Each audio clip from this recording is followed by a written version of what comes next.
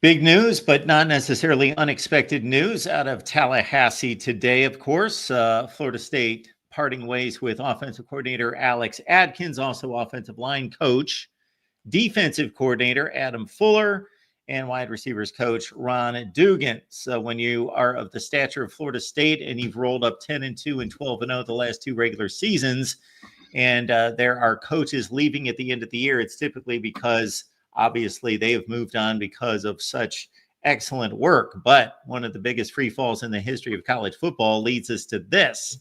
We got big game James Coleman on the line from Den Media Group to help us break it all down. James, how you doing today? I'm doing good, man. How about yourself? I am doing well. I always appreciate your expertise and taking the time to break things down for us. So we'll start on the offensive side with Alex Adkins. And the numbers, you know as well as I do, are just deplorable and they're unbelievable. Basically, last or in the bottom five in every offensive metric you want to throw out there: rushing yardage, passing yardage, pass efficiency, points per game, very last in the country at 13.3 per game. So a complete overhaul needed. And Alex Adkins is the guy that takes the axe. Yeah. And it's it's one of those unfortunate things. I mean, I've obviously get an opportunity to talk to a lot of those guys as alumni. I check out a lot of games, and they're all professional and they kind of all saw it coming. But unfortunately, somebody has to be the scapegoat. I mean, for the last few years, everybody has kind of talked about when they had the success is Mike Norvell's offense. Mike Norvell called great things last year, but Mike Norvell kind of said Alex Atkins was the guy who was over the offense. But the fan base now in turn says somebody has to be the scapegoat. We have to fall on it. And, when all of a sudden now it's Coach Atkins that's not calling the plays. That's calling the plays that are making them go, average 13 points per game, which I find ironic. One of the funniest things, and this is no knock on Coach Norvell, I actually have the utmost respect for Coach Norvell, but we make excuses for people we like. And one of the things that's been kind of true since 2020, since we first got here, is that for whatever, and this is, again, you can call a spade, but we never hone in onto where the actual problems are. Now, that being said, the offensive line has not looked has not looked great or as dominant as it should have been. Last year would have been the best offensive line we had. Still had its deficiencies. A lot of FSU fans honed in and complained, which I always laughed and joked with them. I'm like, you guys complained when we were 13-0. I know you're going to complain when we're 1-9. But the offensive line at times does look like they can't even function. They get beat off the ball. They don't know where they're going, and they constantly make the same mistakes over and over again. Now, with Alex Atkins being suspended for the first, I believe, 3 games, that did not help. You have the show clause. Different things that he has to do. It's a shame because I like Alex Atkins, the recruiter. I like Alex Atkins, the person. And I just think that a lot of the stuff, just like I mean, my bad, Mark. I'm sorry. I love reading the comments because people say things that they don't. I actually had a guy tell me we didn't run the ball well last year. I said, well, we ran for over 2,000 yards. That's running the ball well. And then they said, well, that's because Trey Benson broke long runs. And I said, I want you to restate what you just said to me. You're saying that, oh, well, we only ran the ball well because we ran the ball well. And I'm like, that makes no sense. But, it just doesn't look like what we deem other people's look like. But when you look at the numbers, they were really, really good last year. Now, we can't rest off of last year. This year, we didn't do anything very well. And in particular, the Notre Dame game, it looked really, really bad. I mean, I think one Notre Dame player had 3 sacks. But that was about it.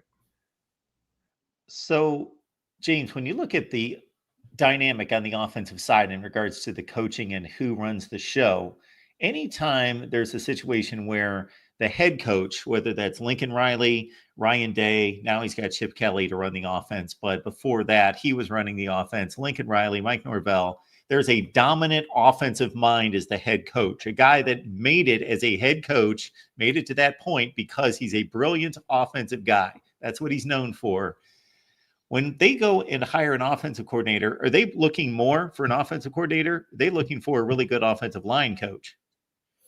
Yeah, and that's kind of what, or wherever their deficiency is. Like, so if you're an offensive line guy, you're looking for a wide receiver coach, or a quarterback coach. That's kind of where that goes. Mike, I think now Mike's the position, from my understanding, the position that Mike is going towards is more of a overall guy who's handling the skill positions a little bit better, whether it be quarterback or wide receiver coach. And I think that's the direction that they're going to go. But the reality is to your point, that most offensive line coaches, whether they're the OC in name or de facto, they control the offense because they control the blocking schemes. And they control the back blocking schemes, whether it be run blocking or pass blocking. So you can call the greatest route concepts of all time, but they have to be the ones that learn how to draw it up to be able to get you the time to be able to get those things in. So coordinators or offensive coach can say they want something, but the old line coach is the one who has to dictate it. Okay, so when you've got the kind of personnel that Florida State had last year, Jordan Travis at quarterback, the 3 receivers that they had at the top end, the tight end, the running back, they had everything working. Maybe they didn't have the best offensive line, but they were good enough, obviously. And they had so many playmakers. And then you turn around and you change out quarterbacks. You go to an experienced guy who's been marginal to decent, something in that range, in 2 other stops. And you lose, again, your playmakers all over the place. I can't think that play calling is really that much to do with this, because don't we have the same guys calling the same plays, or they should actually be adjusting their play calling to the talent and to the scheme. But just your thoughts about the downgrade in talent and where this all started to unravel. I mean, really what it comes down to is you missed at the most important position at quarterback. And you had 2 quarterbacks that were backing them up that just were not ready for prime time.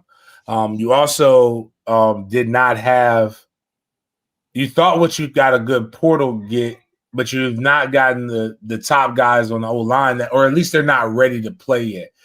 Some of the blue chip guys that you got. That's kind of where it came down to.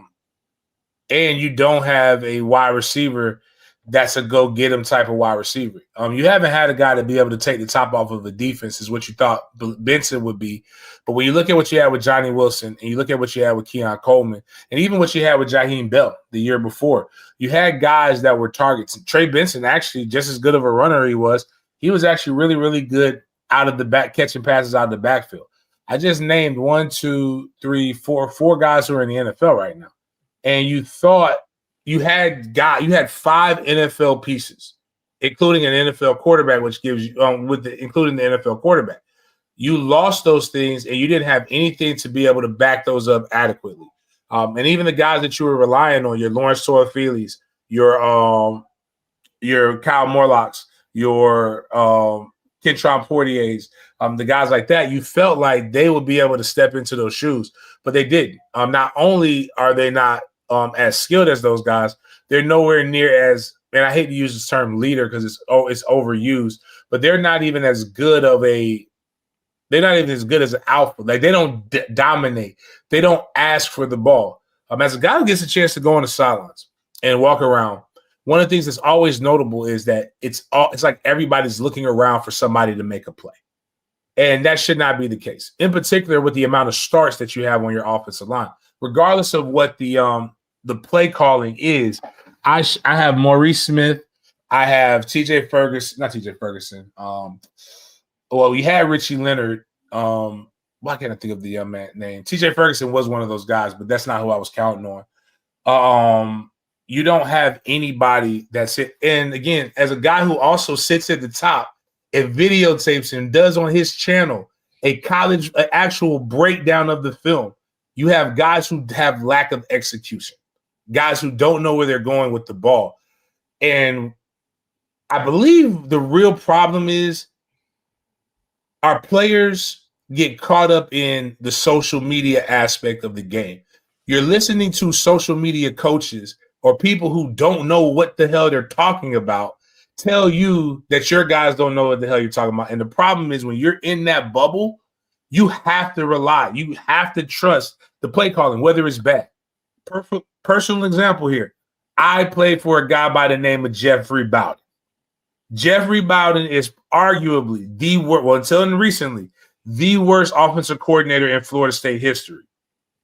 We won 3 ACC championships and probably should have won 4 with him. And we were my sophomore and junior year, we were a couple bad play calls away from going to the my bad, Mark. Sorry about that. From going to the net. And I'm sure it still hurts. I would say the same thing. Yeah, but it's just like when I see people say things, you're talking about stuff again, and there's nothing wrong with it. Enjoy it. I wish I could enjoy just football, just to watch it and say things like this. But when you play it at a high level, you get kind of ruined. All you do is watch the game to win and to dominate. And like, for example, we can't take the top off of the defense. I'm going to not going to just say stuff. I will give you notable examples. We have Hakeem Williams lined up one-on-one on 3rd and long against the University of Miami. He has the guy beat. The ball is thrown there. He looks like he glitches on a video game and jumps too early and drops a pass. You have notable like Duke. You have the Luke Cromenhoff's first ever pass from college was I believe a 50-yard dive into the end zone that hits Kentron Portier in the collarbone. Like it's a combination, but again, plays are there to be made. That being said, when coaches keep putting guys out there where plays are there to be made, coaches get fired.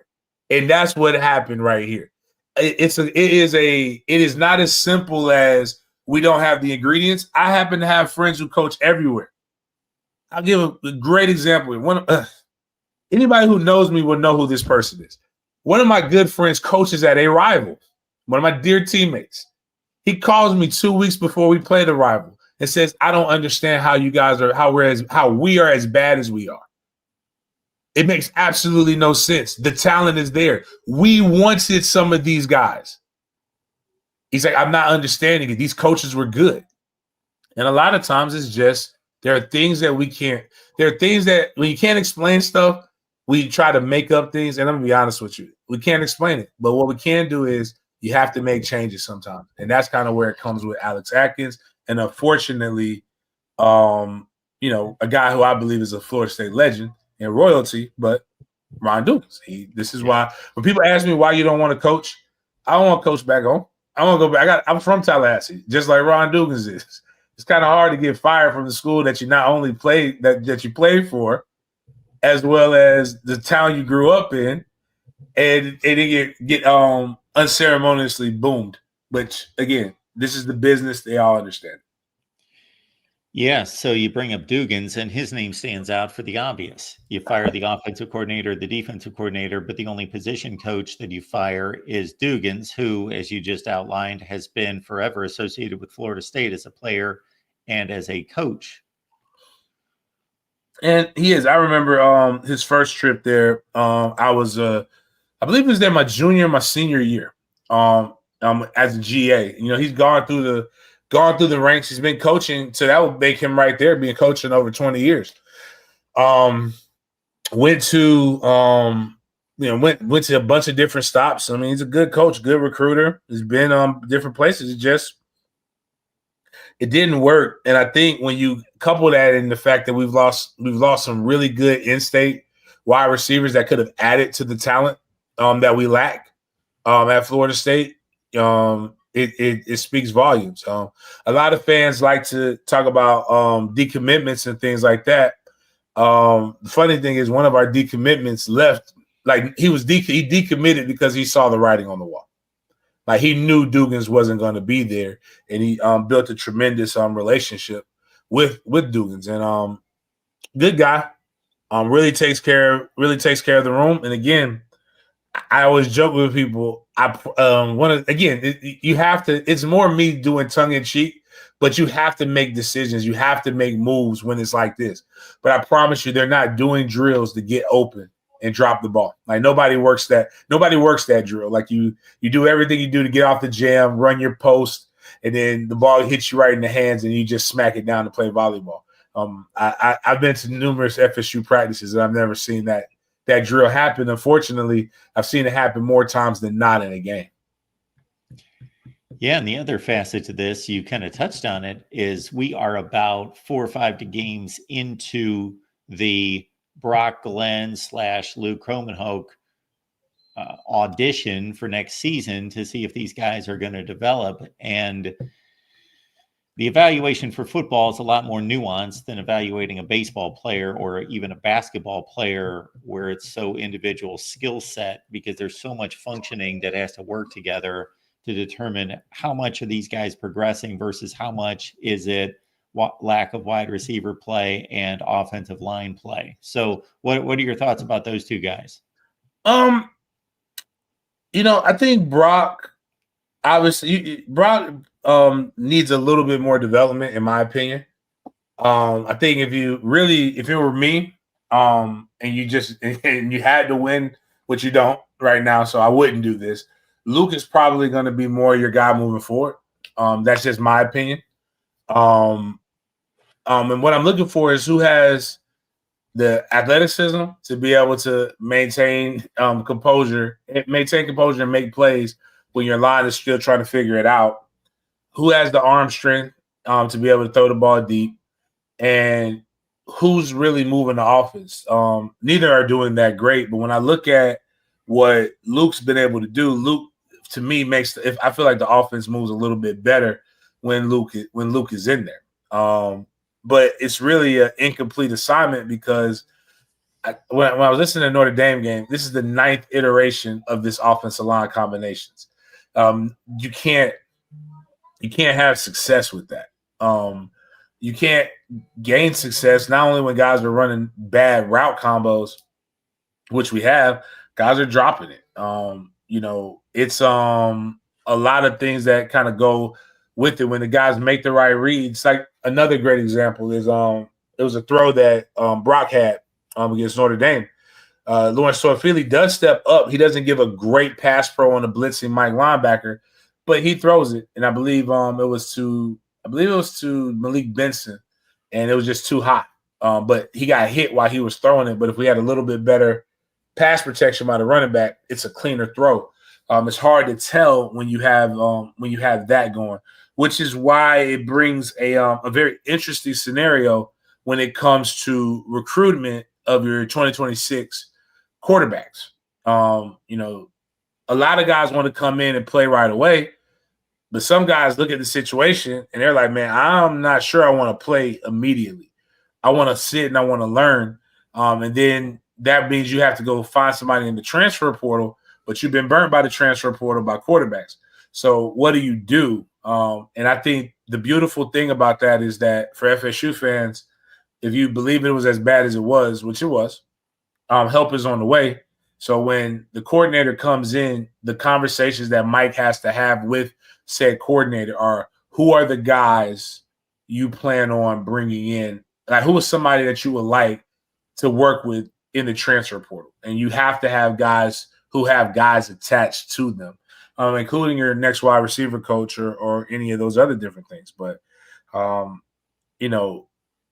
drops, very simple missed assignments are nerve-wracking to a coach, but it also makes fans say things that are common sense, that if they could be that easily fixed, the coaches, they would be making close to $1 million a year.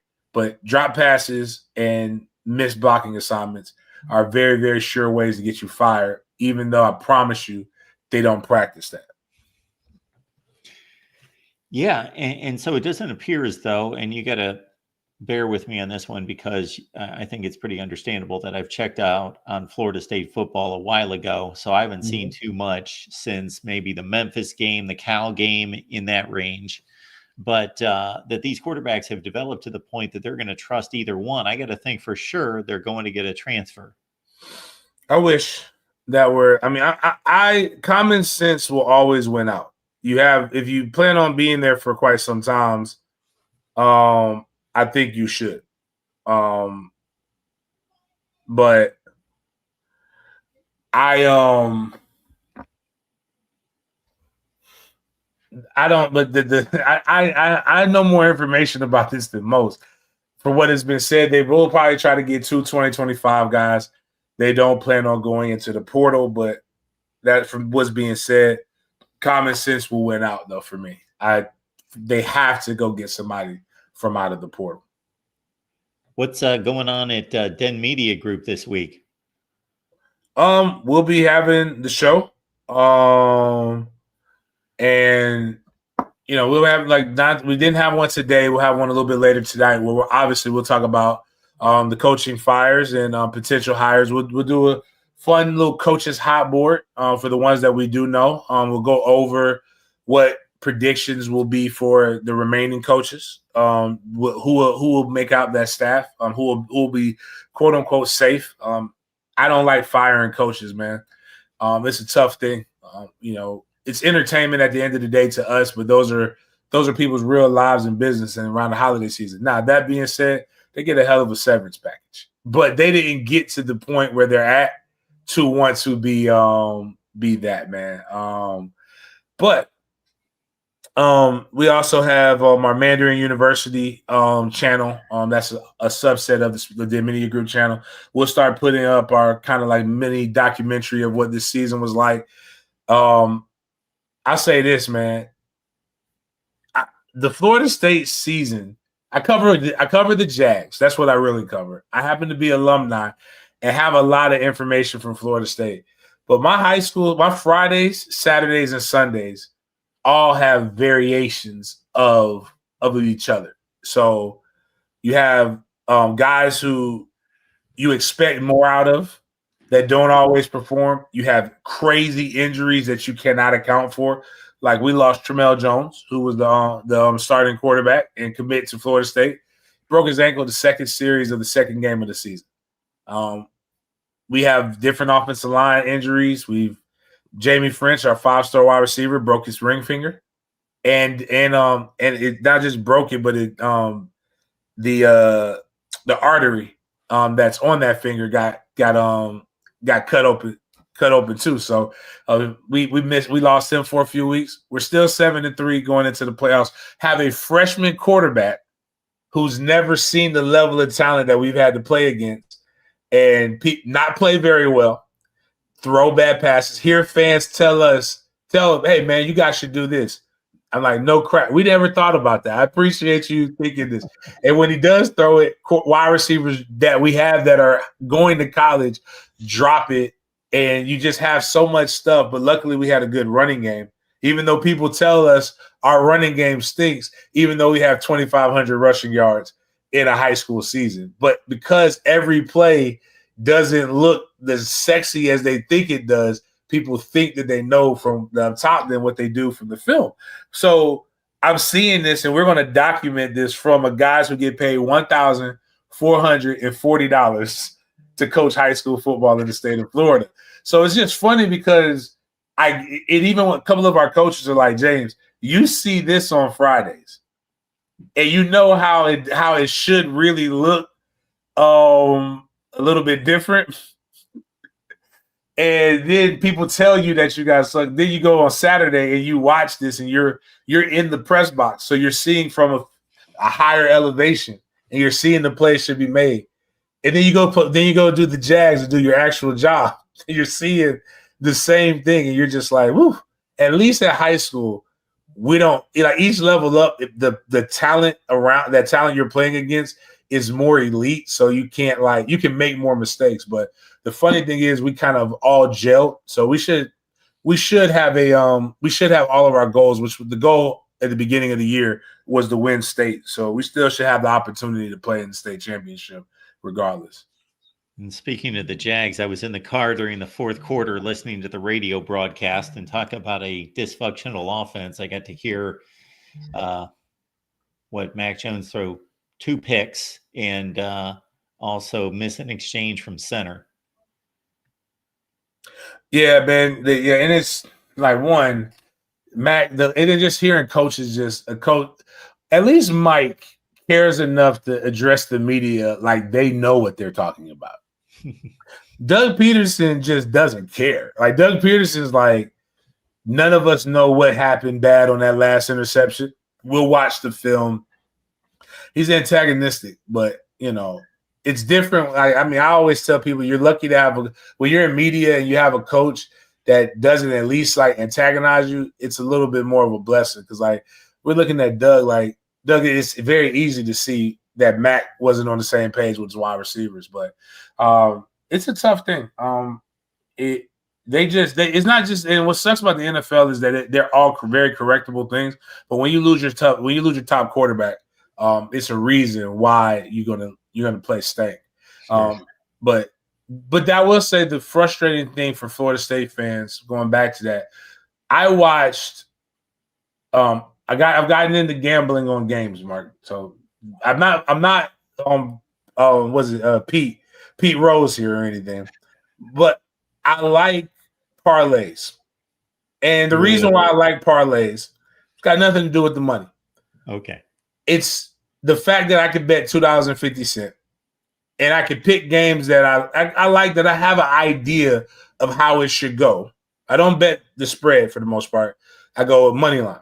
Okay. And that $2.50 could grow to, like I did NFL. I did a 12-leg parlay, and I won $2,500. You hit on 12. I hit on 12. Wow. This week, right now, I've hit on 11. So I cashed out because I got scared. The Lions scared me, but I don't bet big money. It's $2.50. It's $5. Now it adds up, but it's fun. It keeps me engaged in the game and watching these games. But good for you to beat a parlay because the odds are stacked against you. If I was betting hundreds of dollars, Mark, or thousands of dollars, I would not bet that way. I would just bet this game and just leave it at that. I say that to say, as I watched the Iowa game. Yeah. Iowa UCLA. And I watched the fifth string scout team linebacker dropping it back, throwing slants, dialing it up with Iowa. Yeah. And I said, he wasn't great. They didn't ask him to do a lot of stuff, but when he actually had to throw the ball, it looked competent.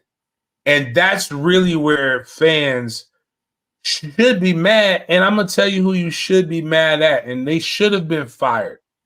We are a results-oriented business. But when it looks that bad at a certain point, players have to have pride. And I don't know what happened, but it's not X's and O's that's going on at Florida State. That's a pride thing. And I do know this, and I'm going to say their names because this is the truth. Kentron Portier is a senior. Deuce Spann is a senior. Darius Williamson is a senior. Malik Benson is a senior. Lawrence Toafili is a senior. Maurice Smith is a senior. Darius Washington is a senior. Rob Scott is a senior.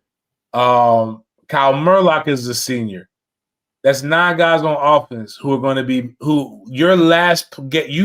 you are going to be associated forever in Tallahassee, Florida, a program that's been used to winning since 78. You're going to be associated with the worst program in modern FSU history. I don't know what it's like to not be able to go back to my alma mater. But they're not going to you went from a 13-0 year to where you were one of the most celebrated teams to one of the worst. And that's the thing that sucks about going to a school like Florida State. It's not worth going to a school like Florida State when you can't come back and you can't even use the fact that you went to Florida State. So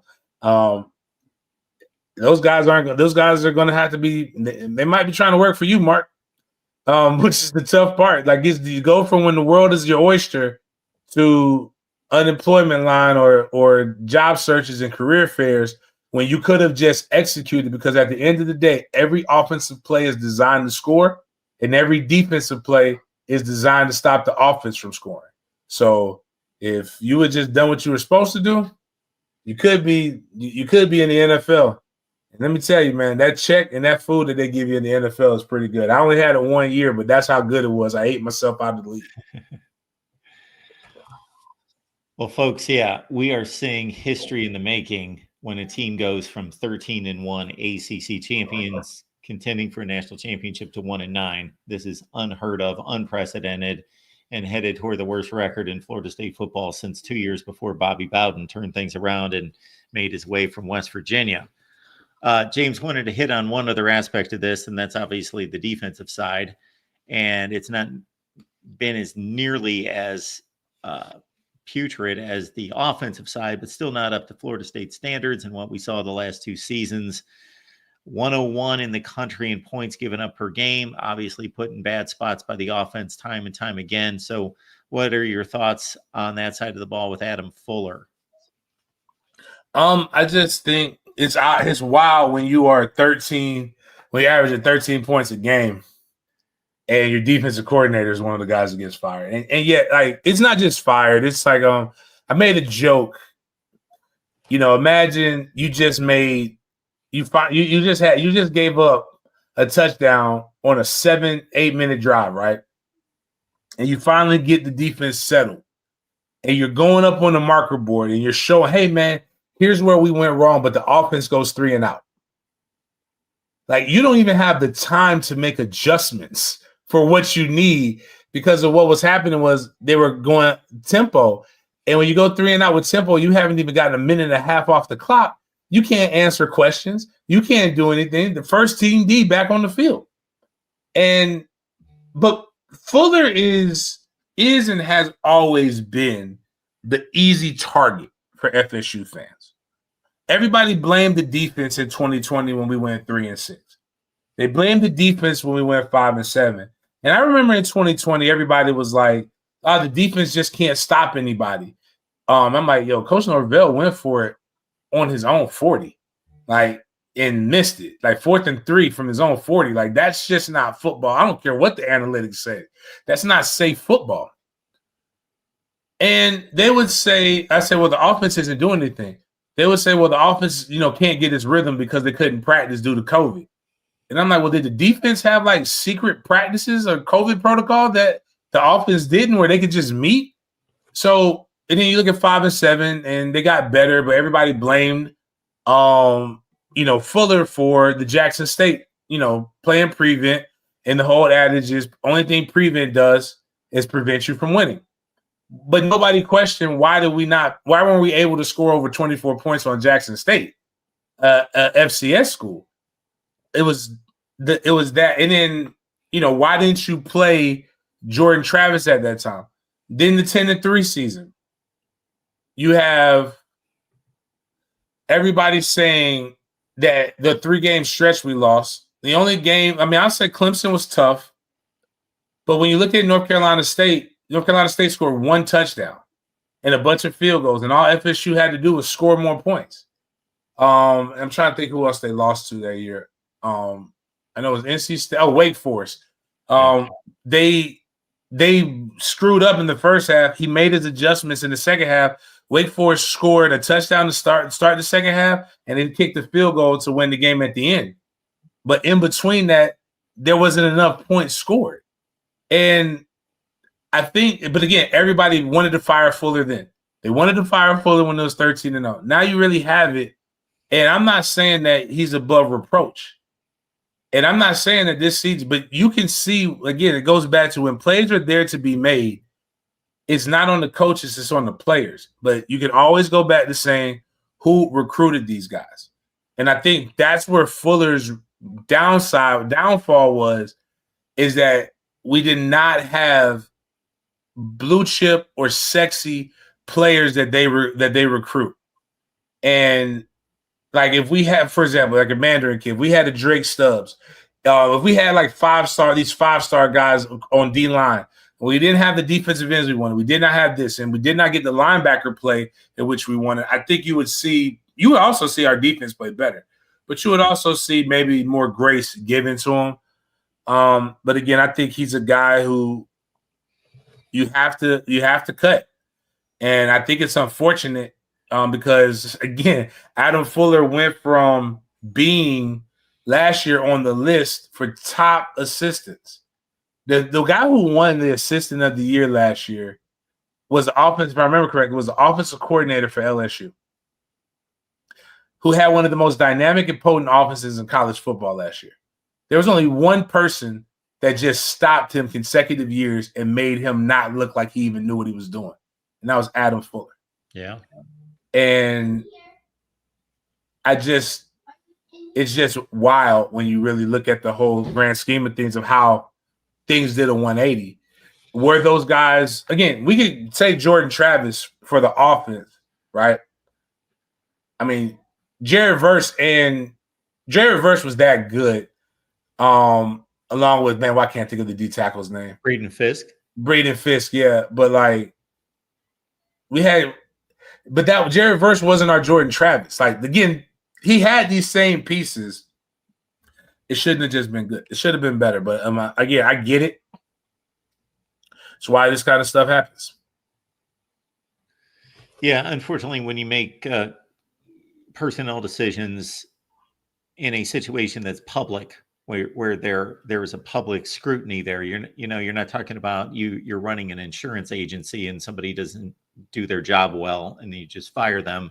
That there's the component of PR and marketing that goes into, in addition to evaluating whether the coach is actually doing their job and can do it well and didn't suddenly just lose their minds in 1 year, or is it more that we just have to separate ourselves from the stench of 2024 as much as possible and show people that we take this seriously and we've got to cut ties and move on?